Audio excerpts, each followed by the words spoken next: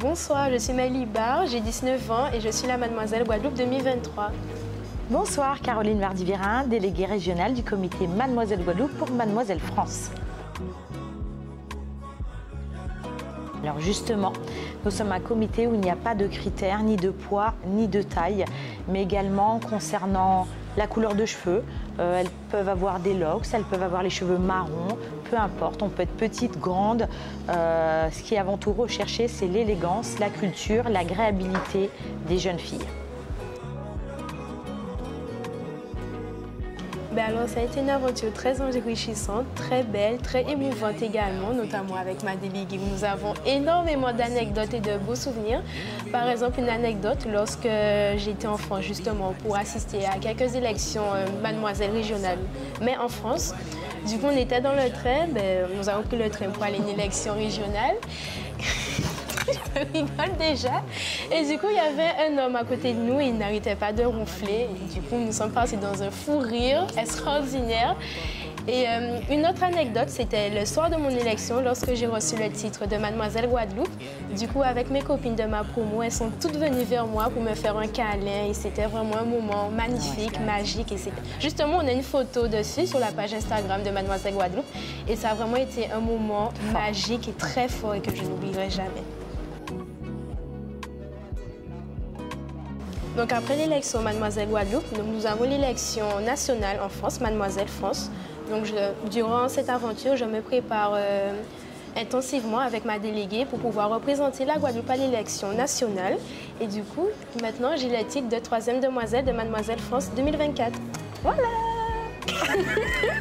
Donc maintenant, 3e demoiselle de Mademoiselle France 2024. Je vous avoue, ça a été une élection très intense, mais incroyable. Avec ma promo, on a des souvenirs aussi magnifiques. Et ça a été fait justement dans le sud, donc la température a été magnifique aussi. Et durant le soir de l'élection, j'ai pu mettre en valeur la culture de la Guadeloupe, donc pour ma tenue régionale notamment. Donc j'ai voulu représenter la tenue traditionnelle et le carnaval, donc avec la broderie anglaise et le madras. Et j'avais également une coiffe avec les emblèmes de la Guadeloupe, donc notamment le colibri, le raccoon et qu'est-ce que j'avais encore? Le colibri, le raccoon et l'hibiscus. L'hibiscus, voilà. C'est ça. Donc vraiment de rester naturel et surtout le soir de l'élection de s'amuser parce que ça passe extrêmement vite. Voilà. D'être naturel, mais en même temps pétillante. Donc en ce moment, je suis en 2e année de licence afin de préparer mon diplôme d'éducatrice de jeunes enfants. Et puis voilà. Alors le projet là, c'est l'élection de samedi, bien entendu. D'accompagner les candidates jusqu'au bout de l'élection, de passer encore de bons moments avec mon podium 2023. Nous ne sommes pas encore dépérimés, attention. Hein. De faire une belle remise de titres et de bien accueillir après les titrés donc 2024 qui vont prendre la succession. Mais de garder de bons contacts avec mon podium par la suite.